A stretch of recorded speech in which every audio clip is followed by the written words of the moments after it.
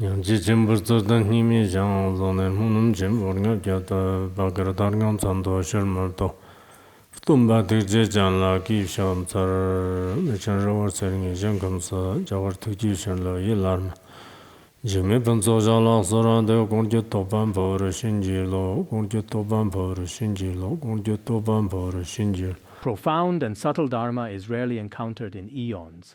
Now we can hear and follow it. May we realize the Tathagata's meaning. To liberate sentient beings, please generate bodhicitta before today's teaching.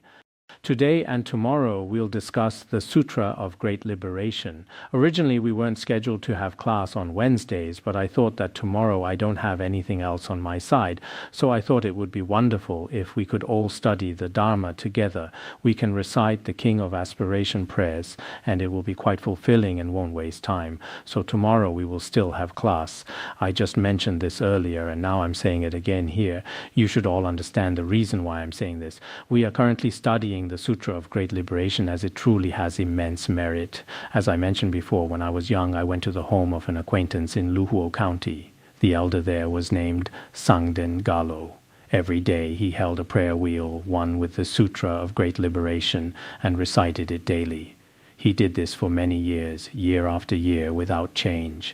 Sometimes, when several of us children went together, he would often tell us about the merits within the Sutra of Great Liberation, such as the merits of the names of Buddhas and Bodhisattvas, and the merits of Bodhisattva faith in sign, seeking the Dharma.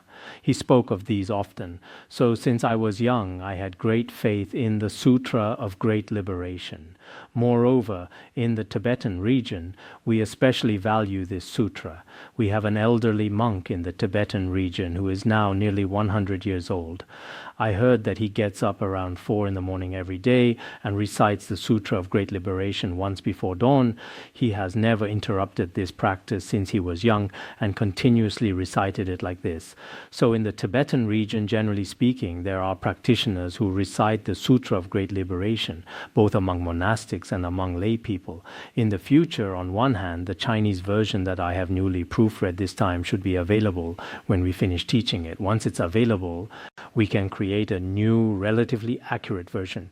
This time I have compared the Tibetan version, the Dunhuang version, and several other versions. So this version I'm providing to everyone should be a very accurate version.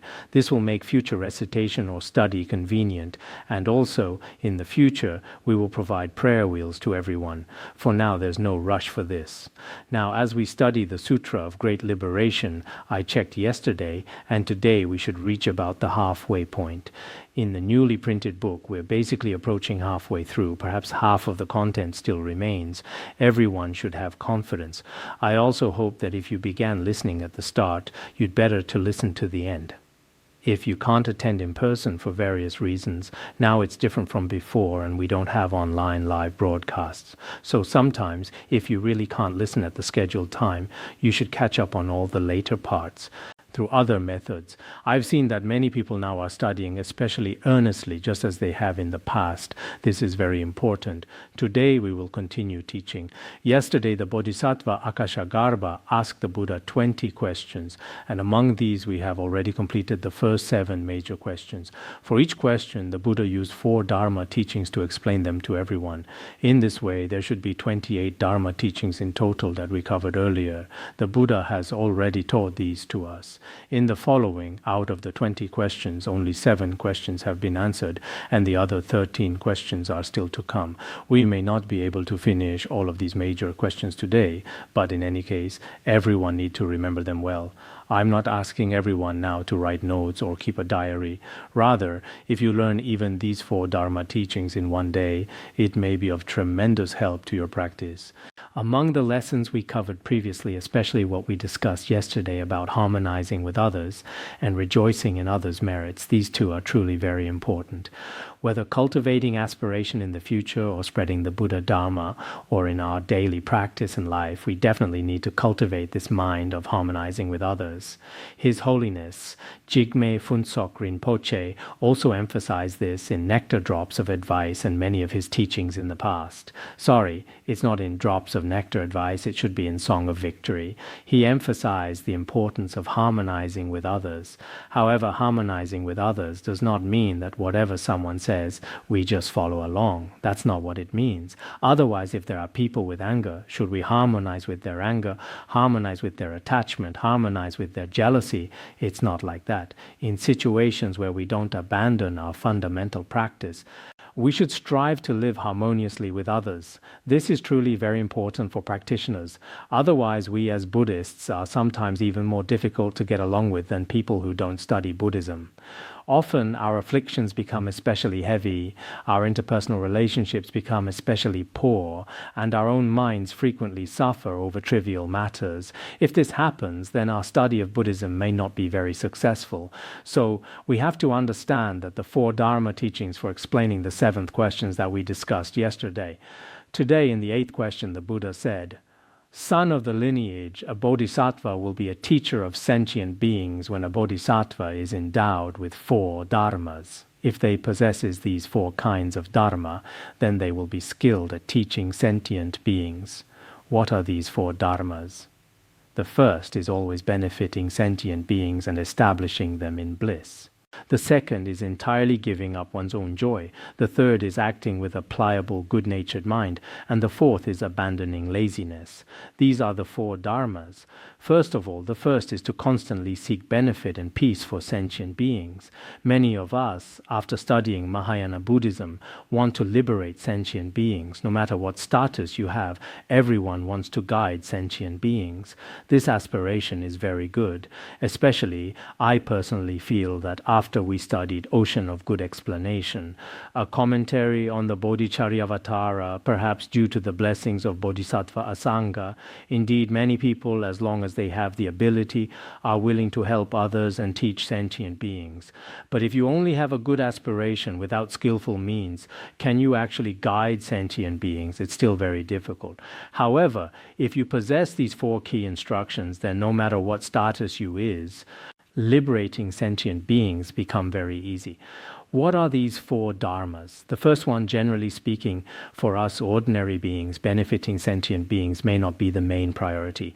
In other words, bringing benefit and happiness to sentient beings may not be your primary task.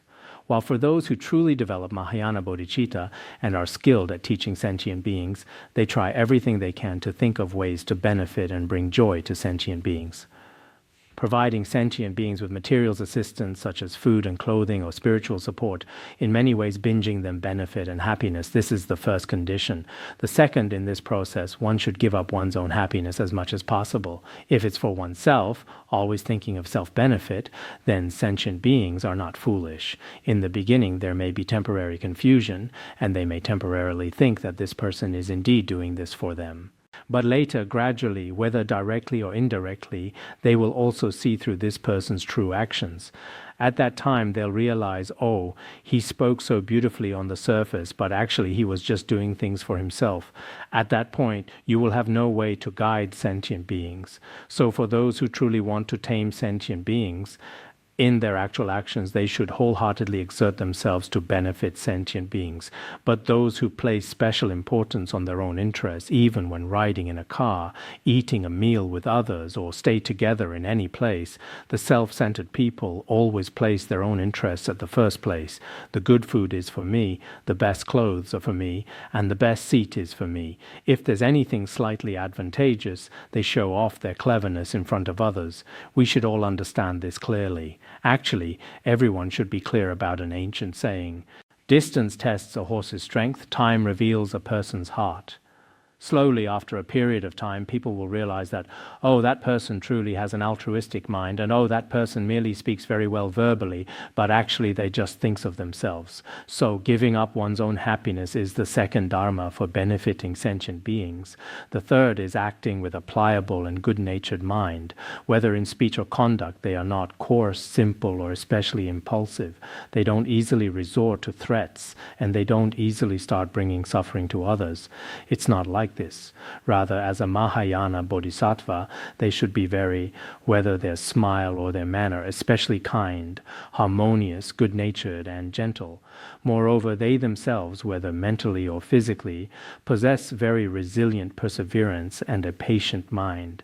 At any time, they're not like many young people nowadays, who have relatively weak endurance. If there's even a little difficulty, they just give up and quit, saying, I'm leaving, I'm done.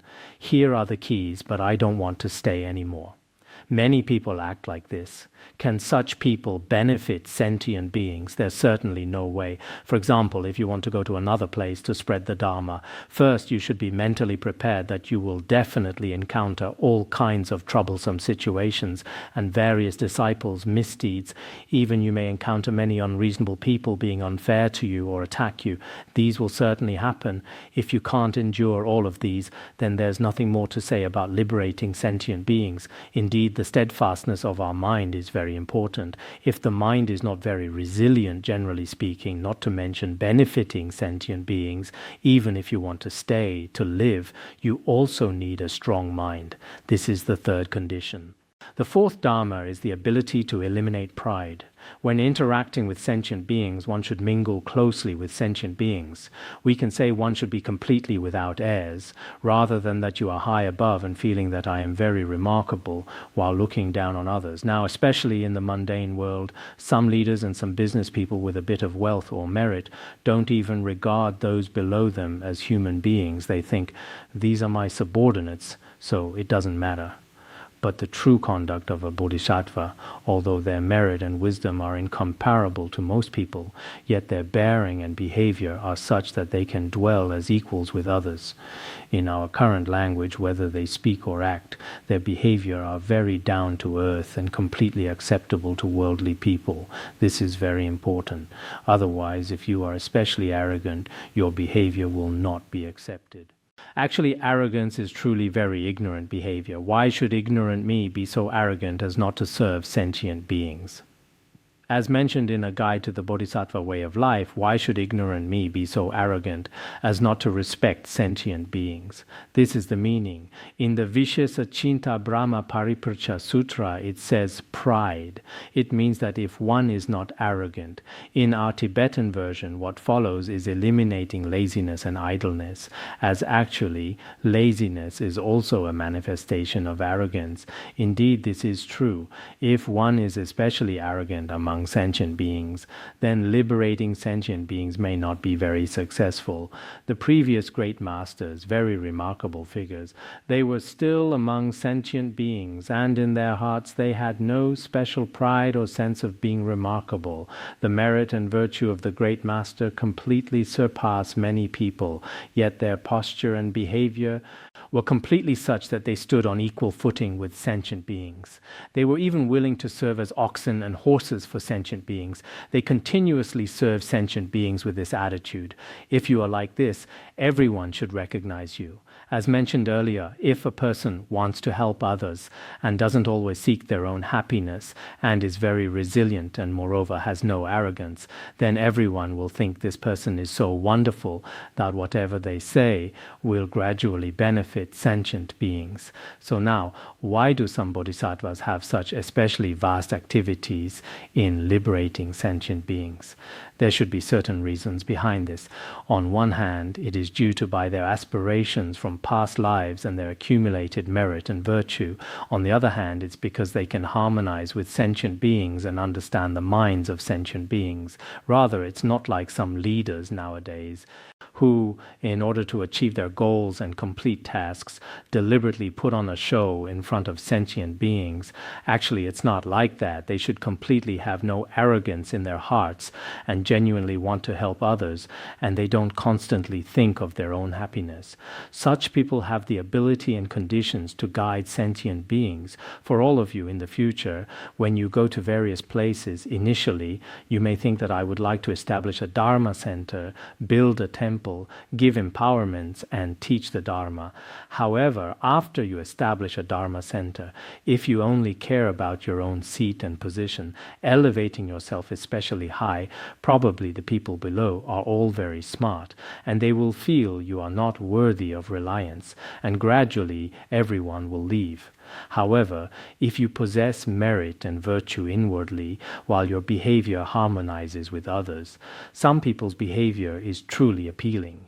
I greatly admire some worldly leaders as they have no complaints whatsoever. Their minds are especially broad and generous, and they have especially good relationships with everyone. If even worldly people can be like this, then among those of us who study Mahayana Buddhism, if we don't have these qualities, it would be truly regrettable. These four dharmas should be explained in this way.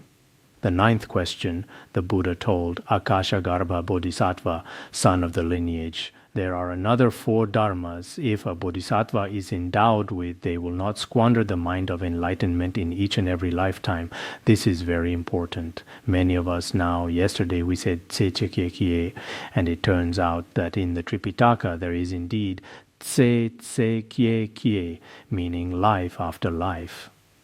I might be ignorant and ill-informed, as I only heard and saw this for the first time yesterday. But actually, it has been in the Chinese Tripitaka all along.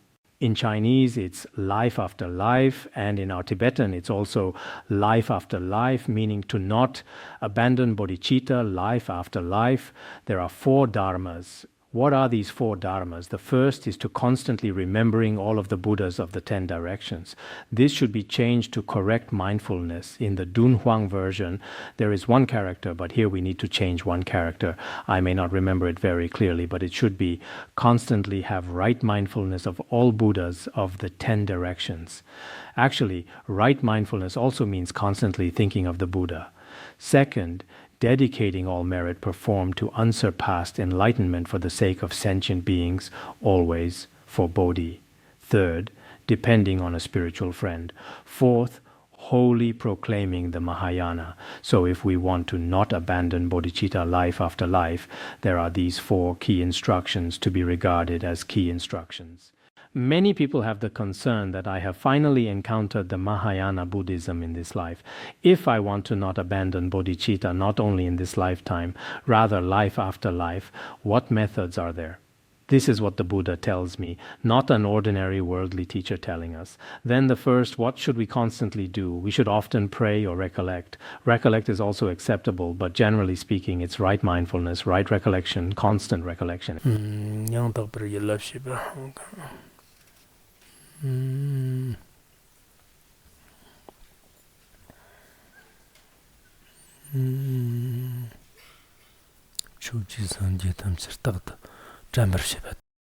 It's fine.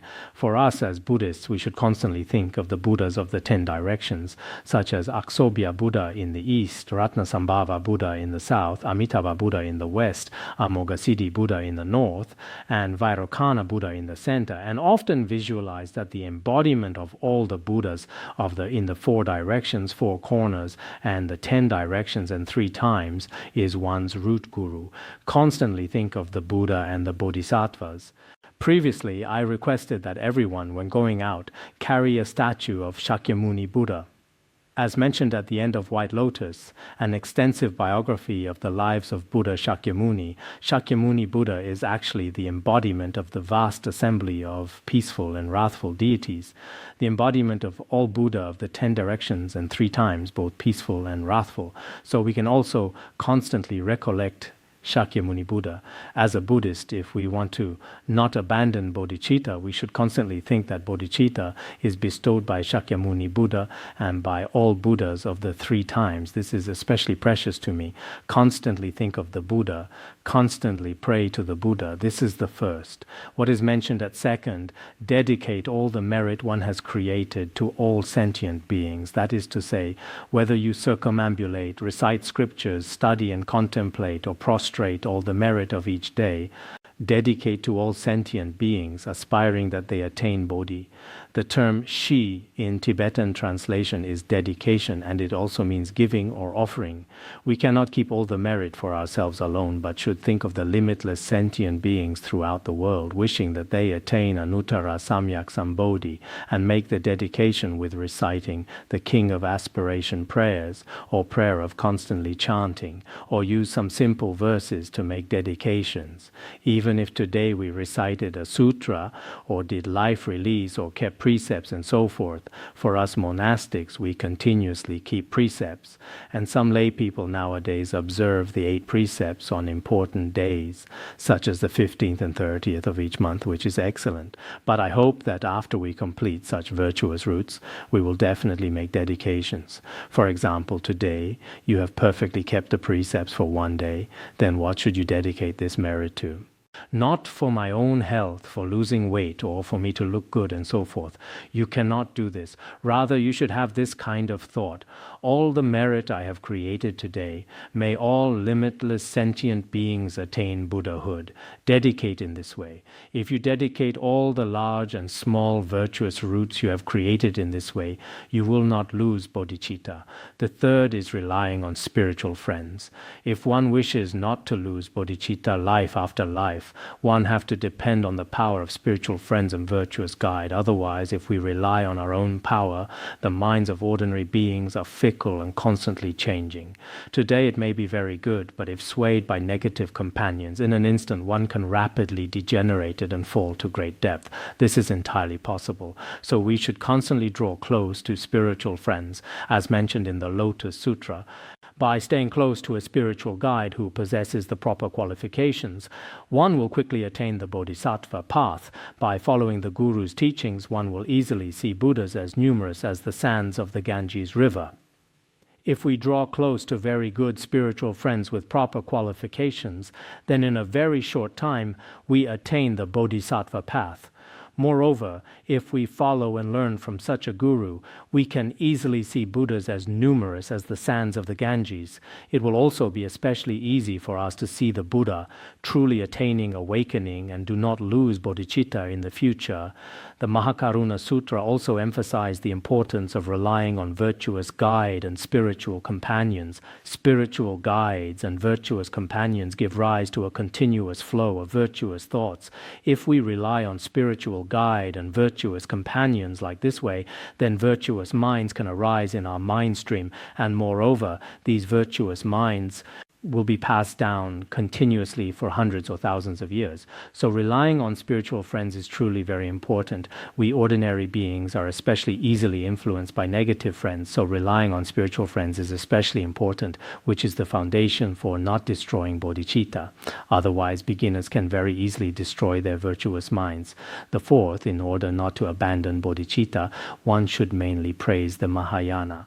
To praise the Mahayana, one should first understand the virtues of the Mahayana oneself. Then, in the process of interacting with others, one should also praise on the merits of the Mahayana as much as possible. I saw in the Chinese Tripitaka there is a sutra called the Sutra extolling the merits of the Mahayana, which contains many analogies. This vehicle is like the earth, universally able to generate both worldly and transcendent virtue. Therefore it's called great vehicle. I only use the analogy of the earth. The Mahayana is like the earth. Just as the earth can produce all things, similarly, the Mahayana can give rise to all worldly and transcendent virtuous dharmas. For this reason, it's called great vehicle. This is the analogy of earth. Later in the text, there are also analogies of water, fire, wind, and so forth.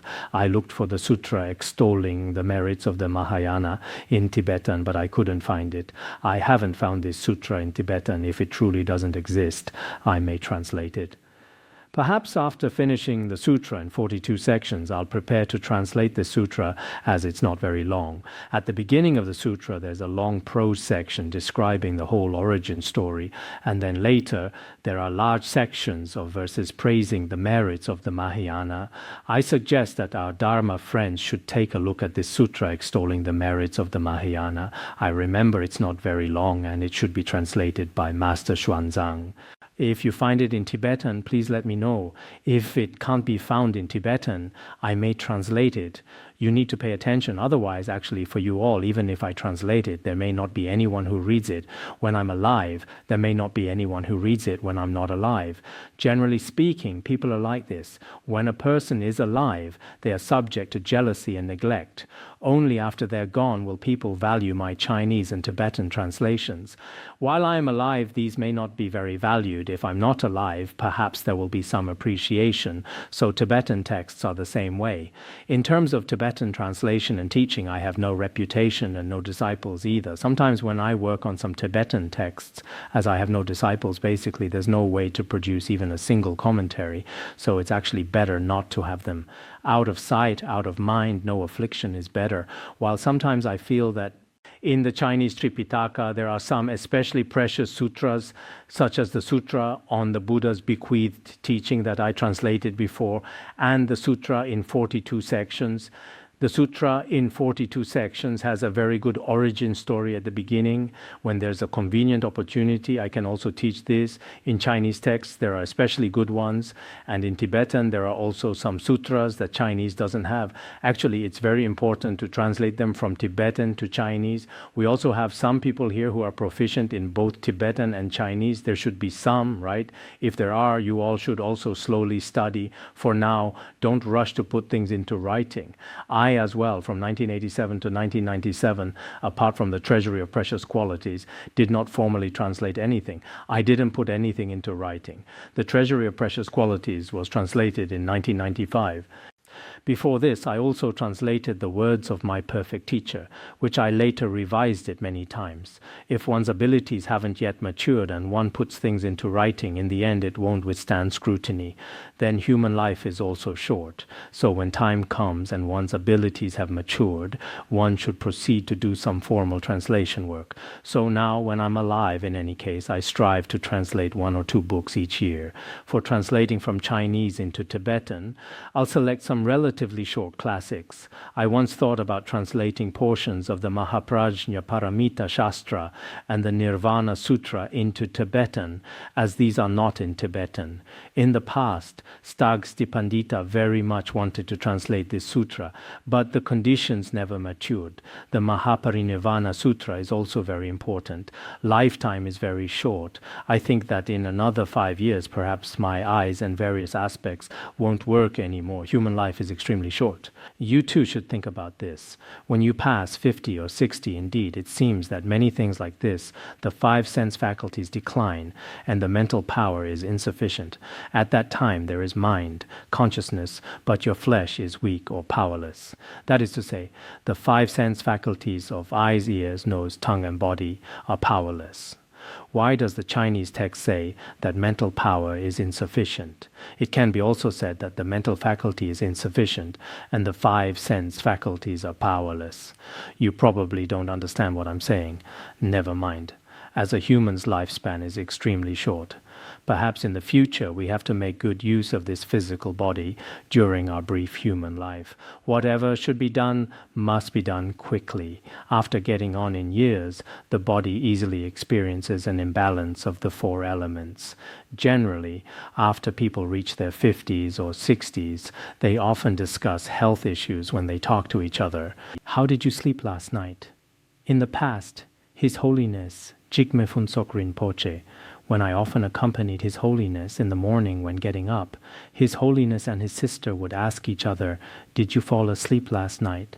How did you sleep?" I wondered why I asked such things. If you can't sleep, wouldn't it be better to read more books? At that time I was young and my body didn't have any illnesses.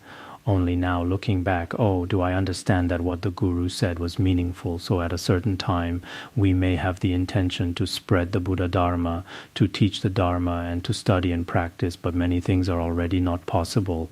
A large amount of time is spent on taking medicine, getting massages, or on these aspects. Human life is still relatively short. I don't know why I just said this and digressed to this topic. Now let me get back on track. Below, we'll discuss the 10th question. The Buddha said, "Son of the lineage." When a bodhisattva is endowed with another 4 dharmas, they will make use of a single type of mental practice, wholeheartedly practicing and seeking the dharma. This is the meaning of make use of a single type of mental practice, without mixed practices or a variety of types. We often say to wholeheartedly seek the Buddha, or to wholeheartedly recite the Buddha's name. Don't practice in a mixed way, don't engage in mixed practices, don't study too chaotically. It's true. It's better to be focused and concentrated before you reach a certain level. If you practice too diversely, relying on too many gurus, or if you do too many things, in the end you yourself will also get confused with no sense of direction and no goals. This is very frightening. So if you concentrate wholeheartedly on practicing one Dharma teaching and want to succeed, what do you need? You need 4 key instructions. What are these 4 dharmas? The first is to abandon the mind of Shravakas. The second is to stay far from the mind of a Pratyeka Buddha.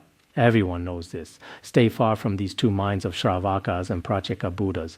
Although they seek liberation, ultimately attaining the selflessness of persons plus partial selflessness of phenomena, they practice the 4 noble truths and the 12 links of dependent origination. However, they primarily seek their own happiness, cessation, and liberation. So as a Mahayana Buddhist, if you wish to succeed in our Dharma practice, you should first stay far from this self-centered attitude and stay far from the selfish mind like that of Shravakas and Pratyeka Buddhas. The third is to be tireless in seeking the Dharma and do not grow weary in seeking the Dharma. I'm too tired. I've already listened to the teaching. Some people cannot persevere during the process of listening to teachings. For example, they just listen to 1 or 2 lessons at the beginning. A few years ago, when it was still possible to give teachings online, whenever I began teaching a text, there would be many listeners. We can use a curve to represent the changes. For example, at that time, there might have been hundreds of thousands of people, but later, the numbers would gradually decrease. So there seems a weary mind in seeking the Dharma.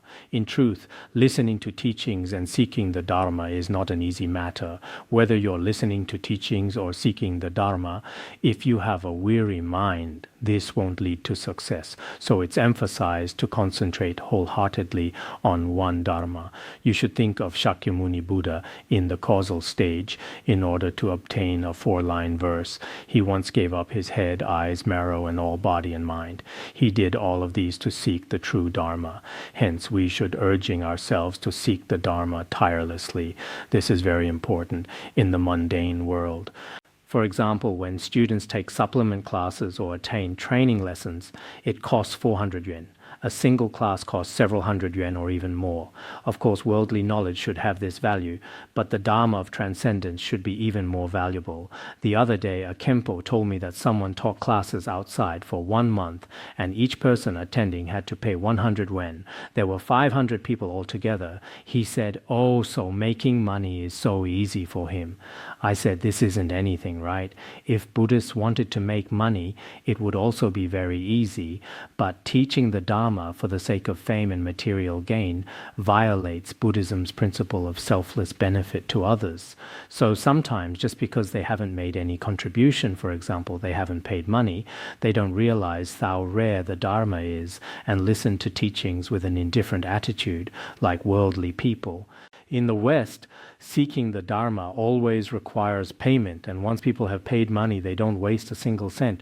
They don't doze off at all in between and stay very attentive throughout. In the past, when His Holiness went to the West, one time he finished 5 minutes early, and the audience said, "Could you please teach for 5 more minutes? We still have 5 minutes. We've already paid money." They said this. So sometimes, if we measure Buddhism with money, using money to remind people that the Dharma is rare can be necessary, but actually this isn't very good. We do not praise charging fees when teaching the Dharma. In the West, there's really no alternative. But in other places, Shakyamuni Buddha also didn't collect fees. The great masters of the past didn't do this either. Later, His Holiness Jigme Phuntsok Rinpoche didn't accept even a single khatas when teaching the Dharma or offering empowerments. He didn't even accept the offering of a khatas. This is a very good tradition. While we should also know the preciousness of the Dharma, otherwise, if you develop a weary mind in between and don't value it. This is the third. The fourth, teaching others any Dharma that they have learnt. It would be better to widely teach to others about what you have heard. Hence, you should be attentive when you listen to Dharmas. If you haven't studied well and are careless, then boasting to others won't be of any use. As Dharma teachers, you have to teach carefully. Don't just say whatever you want casually, neither constantly talking big and boasting, which is not very good. So as you're teaching dharmas, you should first enrich yourself. As mentioned in the Maharatnakuta Sutra, a bodhisattva of little learning has no dharma rain appearance. I remember there's a saying like this: a bodhisattva of little learning, not a bodhisattva of broad learning. An ignorant and ill-informed bodhisattva has no sign of the rain of dharma. There's an analogy saying that as when the sky is clear and bright, pure and without clouds or haze, there can be no sign of rain. Just as rain cannot fall from a clear sky, a bodhisattva of little learning cannot expound dharma teachings. Whether one is study group leader, a dharma teacher, or Khenpo, if one truly has some rich worldly and transcendent knowledge, then what one teaches will be very meaningful. If one has not accumulated sufficient learning and knowledge, then one cannot speak any profound principles. We should teach the Dharma with a virtuous mind. If we don't possess a virtuous mind, it's better not to teach. There's a sutra called the Great Dharma Torch, Dharan Sutra. In the Mahapradapa Dharan Sutra, it says, teaching the Dharma with compassion creates great merit and enables the Buddha Dharma to abide in the world for a long time. As a Dharma teacher, one should have compassion and empathy for sentient beings, and then create great merits through teaching the sutras and the Dharma. Expound the Dharma will serve a very important function to enable the Dharma to remain in the world for a long time.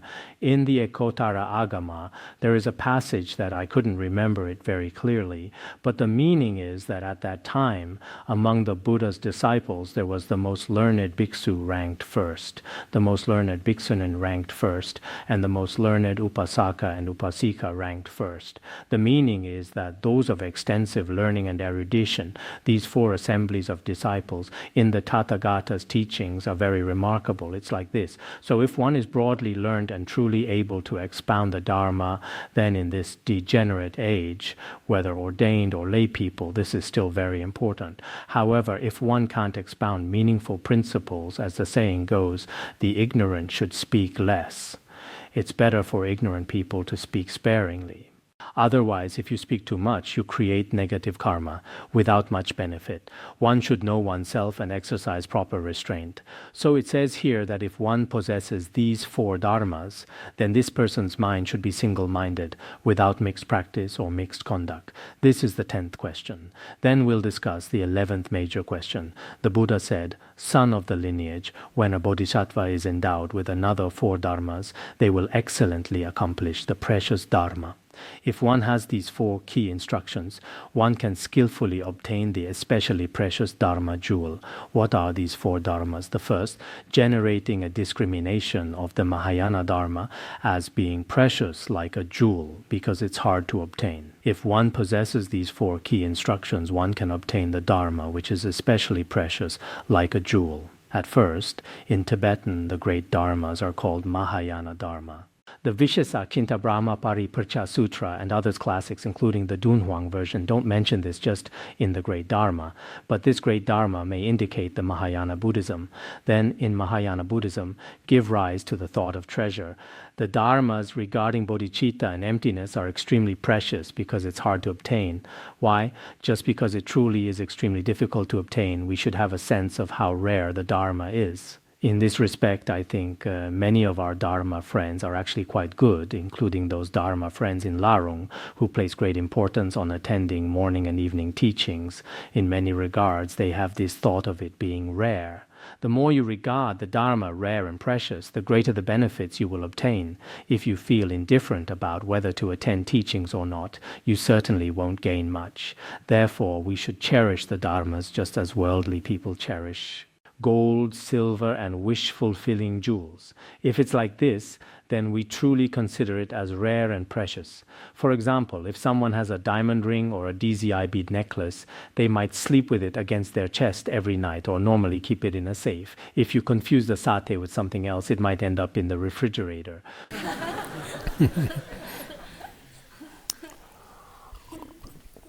So regarding the Dharma jewel, whether it's Mahayana Buddhism or Dzogchen, normally when you go out, you also carry some Dharma books. Sometimes I see some Dharma friends who often carry some Dharma texts. Moreover, when these texts look quite worn, it shows they still value it. But normally, if wherever someone goes, they bring neither Dharma texts nor Buddha statues, but only carry a whole bunch of cosmetics, this shows they still places more importance on their physical body, while as for the three jewels of Buddha, Dharma, and Sangha, who knows? Having this sense that the Dharma is rare and precious, this is the first. The second is viewing the Mahayana Dharma as a medicine. As for the Mahayana Dharma, regard it as what? As a marvelous medicine because it eliminates all mental diseases. Think like this. As indeed the Mahayana Dharma can rescue us from the illness of the three poisons in our mind stream, our entire illness of the three poisons can be rescued through the Buddha Dharma. Everyone should also know this. Those who previously had mental health issues, depression, or were especially mentally unstable after studying Buddhism especially well, through altruistic mind and the wisdom of emptiness, all kinds of illnesses in one's mind stream are eliminated. So the Dharma is not material medicine, but rather spiritual medicine. On this point, many of us have personally experienced it. If I hadn't encountered the Buddha Dharma, perhaps everything would be finished for me now. It may be like this. This is regarding the Dharma as wondrous medicine. Why? Because it cures the illnesses of sentient beings. The third, viewing the Mahayana Dharma as a wealth of jewels because it is never exhausted. The Mahayana Dharma is beneficial to one's mind stream, as if one extensively hears Mahayana teachings in this life, in the future, regardless of which of the 6 realms one is reborn into, relying on Mahayana Dharma, one will benefit throughout one's mind stream. Why do some people in this life, although they've obtained a human body and encountered the Dharma, often feel great suffering and lack mental stability? Why? This is because they probably heard very little Mahayana Dharma in the past. This might be the reason why they feel this life is very painful. So if one studies Mahayana Buddhism well in this life, even if reborn as an animal, in a future life, one will live very happily. In the past, when I herded yaks, I would give them different names. Some were suffering, some were happy. I specifically named them this way, because some yaks would constantly play happily from their expressions, although I don't understand what they're saying. They seem especially to always be playing as when yaks play happily. Their tails keep swaying like back and forth. So I named them Happy, or something like that. Other yaks looked worried and distressed all day long, even often shedding tears. Just by looking, their ears are always like this, as if they were sick or have some issues. I'm a yak expert. In the future, I can teach everyone about the spirit and psychological issues of yaks. So I think that truly, if in this life one has studied Mahayana Buddhism, even when becoming a yak, one is relatively happy. It still has this quality. In the Sutra, on the foundation of mindfulness of the true Dharma, it also says the wealth of hearing the Dharma is foremost in the world. The wealth of our hearing, the Buddha Dharma, is the most precious and foremost in the world, as mentioned in the Sakya aphorisms. Even if it's not useful in this life, it's like depositing money in a bank which can be used in the next life. Its benefit will never be lost. So we regard Mahayana Buddhism also as a kind of investment and wealth. Some people think when they attend one class, oh, this is nothing, I've wasted my time. If I were making money instead, I would definitely be online trading stocks right now, and I might have earned hundreds of thousands of yuan by now. Alas, listening to teachings has ruined everything. But while on the surface you may not gain renminbi, your spiritual wealth stored in your alaya vijnana has already accumulated a lot. In your next life, you can trade stocks in your alaya vijnana. This is the third, obtaining benefit. The fourth is viewing the Mahayana Dharma as that which causes suffering to cease because it leads to nirvana. Actually, relying on the Mahayana Dharma, one can completely extinguish the source and root of our afflictions. Moreover, it can enable us to attain the peace of nirvana. For this reason, we regard it as a manner which cease suffering. If we have these 4 dharmas, we'll be successful in seeking the Dharma. Each of us, whether you come to the Tibetan region or go to the Han region or anywhere else, if you want to seek the Dharma, you should have this sense of how rare it is, regard it as medicine, and regard it as spiritual wealth. If you think this way, then on one hand, you can certainly move move beyond sorrow, and on the other hand, you will obtain the true Dharma. It was truly not easy for the great masters of the past who sought the Dharma. How did they obtain it? We can say they exchanged their very lives for it. What is the Dharma seeking like for us now, especially comfortably? If there's anything slightly inconvenient, if you didn't get lunch or breakfast, it's unbearable. I didn't get breakfast. My food wasn't cooked well. It's as though people came here solely for the sake of eating. There's often no discussion about seeking the Dharma in these aspects. They often talk about whether food is good or not, whether sleep is good or not. This shows that although you're staying in a sacred place of study, when you return home, who knows how much Dharma you've actually obtained. So generally, we Dharma seekers should keep life simple. Don't be especially extravagant, thinking every day about what to eat tomorrow, what to eat the day after, yet having no plan for your own Dharma study, what to eat for lunch tomorrow, what the day after, and the day after that. Continuously in your own diary, most of what's written is about food. Now, many people online constantly post what they eat today, what tomorrow. Occasionally, posting is acceptable, but generally speaking, if there's no Dharma seeking, only seeking food, well, what does that say? Perhaps from certain external behavior, we can also see the values in our hearts. So sometimes we should still share with others our inner spiritual aspirations. I don't know if what I'm saying can truly touch your heart. Sometimes I say this and that, but it's probably okay. Below what we're teaching is the 12th. When a bodhisattva is endowed with another 4 dharmas, they will emerge from degenerated ethics and afflictive misdeeds. Change the 2 characters, violating precepts, to afflictions. There are 4 dharmas that enable us to skillfully emerge from what? From the karmic offenses of breaking precepts and offenses created through afflictions. What are these 4 dharmas? The first is attaining non-arising patience regarding phenomena, since all phenomena will not come. As all phenomena have absolutely no arising, what is the reason? It is because phenomena have no coming. If there were arising, for example, I was a human in my previous life and came to this life also as a certain person, or in the previous life I was a celestial being and came to this life as a human. But because from the very beginning have no coming, no matter how you examine, you cannot find any coming, and thus no arising. Because phenomena have no coming, arising is impossible. This is the patience of the non-arising of phenomena. Of course, this is a relatively high method of confession and purifying negative karmas. Then the second, attain the patience of the non-ceasing of all phenomena. Attain what? The patience of non-arising of phenomena, the patience of non-ceasing of phenomena. There is no ceasing for all phenomena. Why?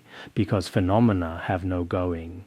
If there were ceasing, then I died here and went to another place. There would be the phenomenon of ceasing. But if you have no place to go, how can there be ceasing? For example, for fire to cease. If fire has somewhere to go, it can cease. But without anywhere to go, it cannot cease. Thus, phenomena neither arise nor cease, neither come nor go. Actually, here it's explained through dependent origination. The third, attaining the interdependently arising patience regarding phenomena, since all phenomena are understood to arise from causes and conditions. All phenomena arise depending on causes and conditions, so there cannot be true arising in ultimate reality. As long as it's dependent origination, then all causally arisen phenomena do not truly arise. The sutras also say this: because it arises from conditions, it certainly does not truly arise. Precisely because it arises from conditions, it cannot possibly arise. Arising from conditions doesn't have a truly substantial arising. So we also understand the principle that all phenomena are empty because it is dependent origination. Then the fourth is attaining non-abiding patience, since there are no mental continua that are distinct. Here add the character non, attain the patience of non-abiding. Although the Danhuang version doesn't have it, it exists in Tibetan version, so it must be added here. As earlier, there were non-arising and non-ceasing. If there's no arising and ceasing, there can't be abiding in between. And also the earlier dependent origination attained the patience of non-abiding. Just now, the patience of non-arising of phenomena, the patience of non-ceasing of phenomena, the patience of non-abiding of phenomena. Why? Because there are no different continua of of mind stream. If there were abiding, of course, there would be different continua existing, yet there are no different continua at all.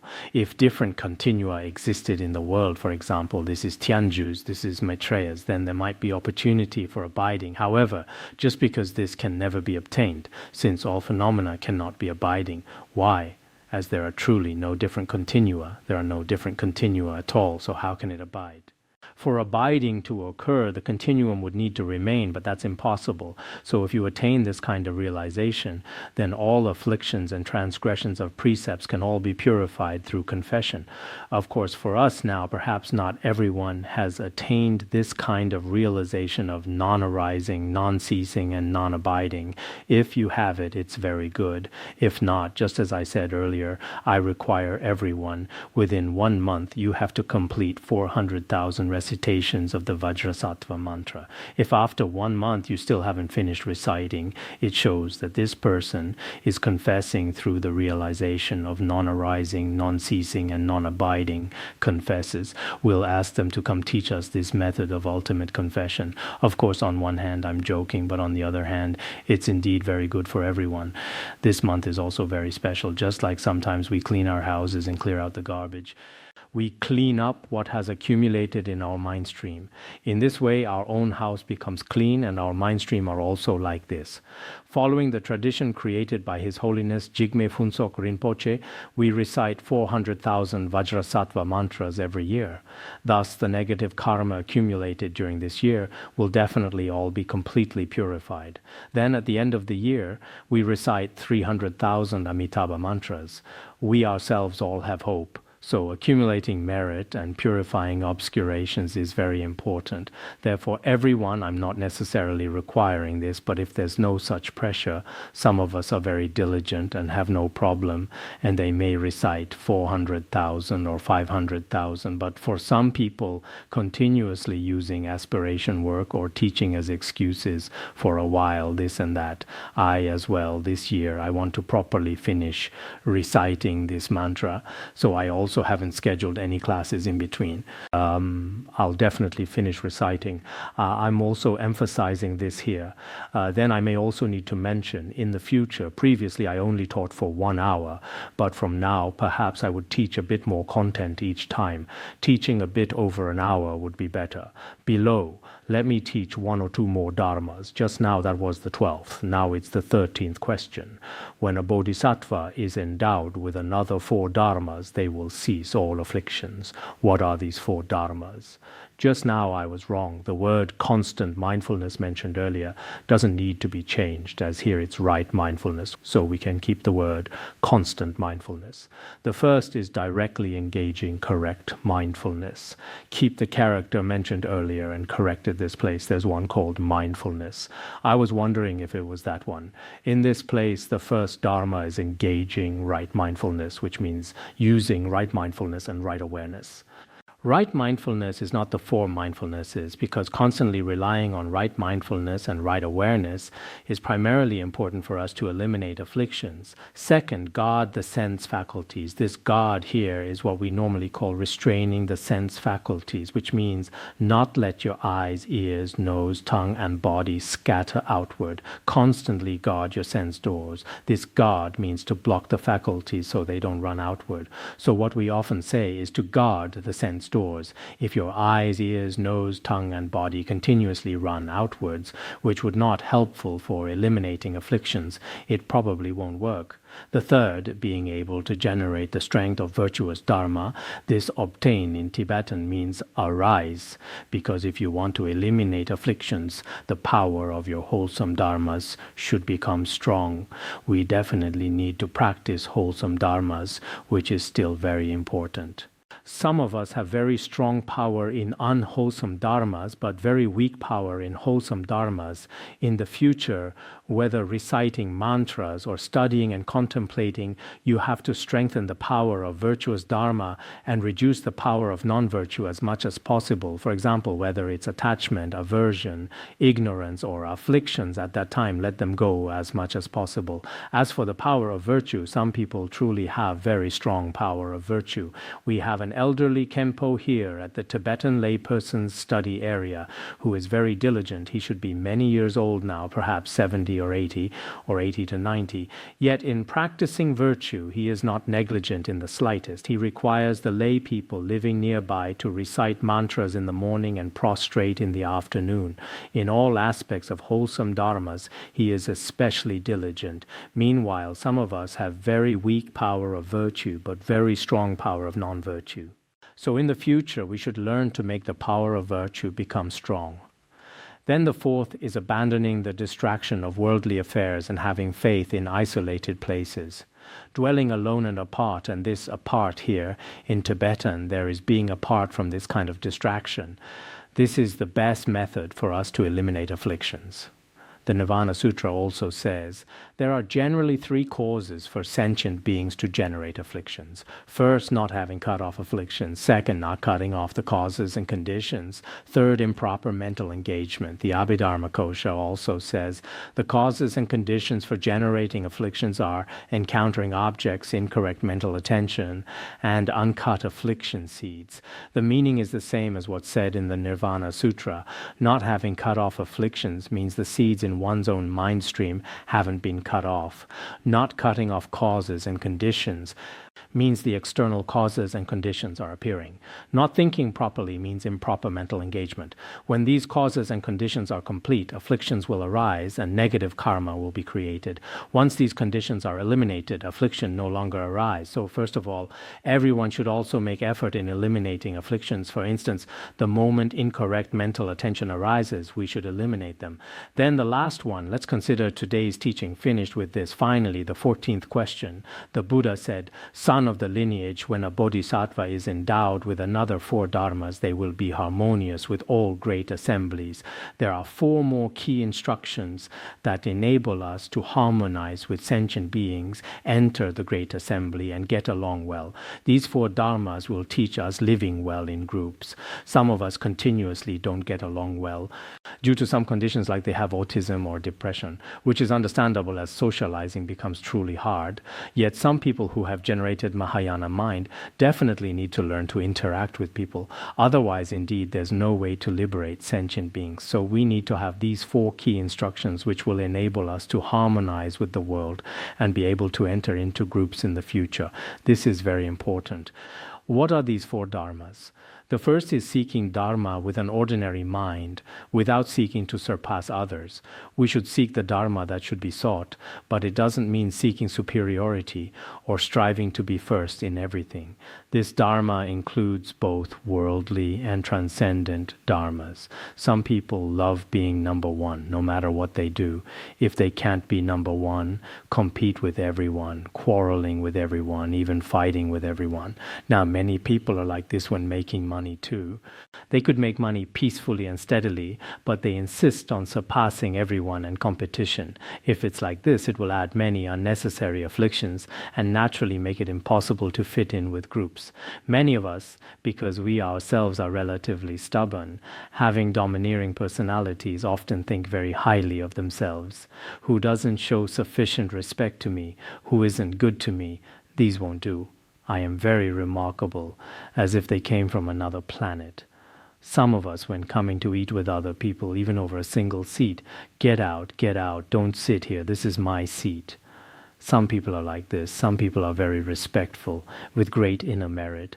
But some people quarrel with others even for a seat.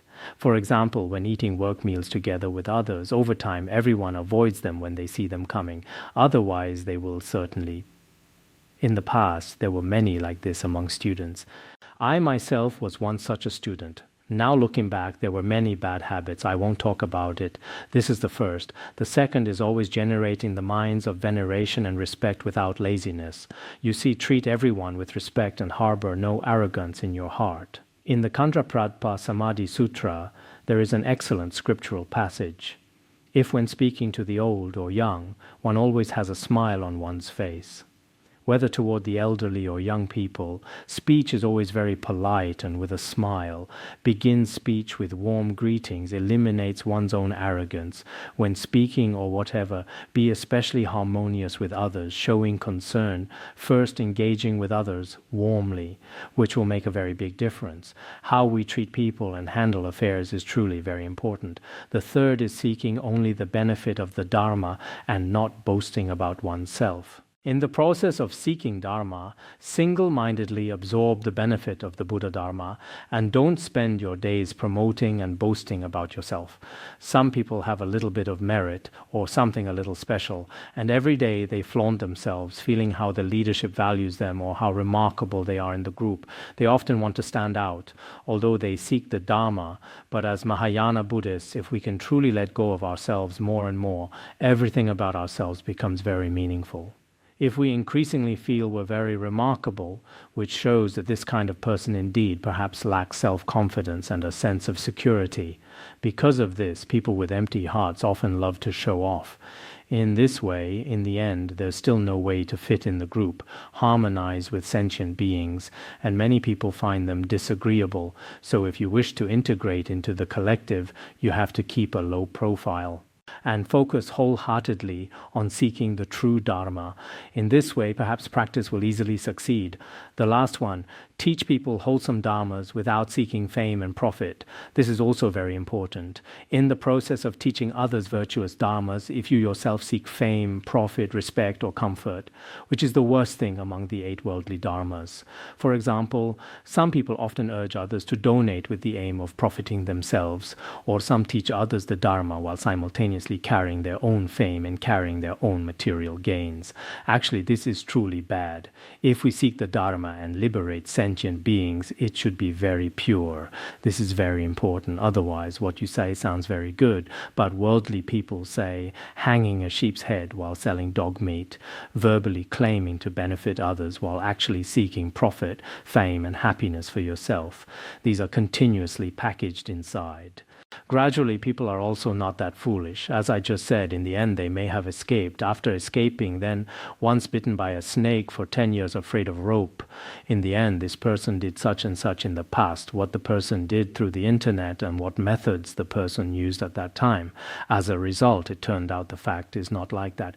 Everyone can see through it. So as Buddhists, these key instructions are truly very important. If we want to harmonize with sentient beings, having a very pure mind and conduct is very important, and then fit in the group and get along well with the great assemblies. I've read the Sutra of Great Liberation before, but I didn't think it had such good key instructions. Perhaps all of our Dharma friends. The other day, Khenpo told me, "It sounds like you're scolding me every day." I'm not scolding you all, but even if it were scolding, it would be Shakyamuni Buddha blessing you. Because this is the literal text of the sutra, and I'm only comparing the Tibetan translation and giving you all a relatively straightforward introduction.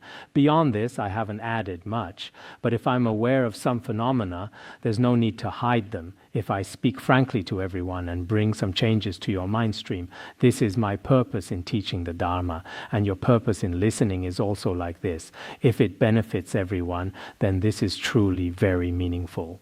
Subtle and gradual conduct change will happen in our mind stream. It's not necessarily that after listening to one teaching, we can see the immediately instant results. It may not be like this either, but gradually our conduct will still change. It's also mentioned here at such length. You see, why do many of us have no way to harmonize with sentient beings and not get along well? Why? The 4 aspects mentioned here have indicated some issues. If these can be resolved, won't we get along especially well with everyone in the future? So after studying this sutra, not only is its merit extremely great, but also for our future conduct in human relationships, it's also a very good maxim. In this respect, it's very helpful for being a person and handling affairs. All right, then that's all for today's teaching.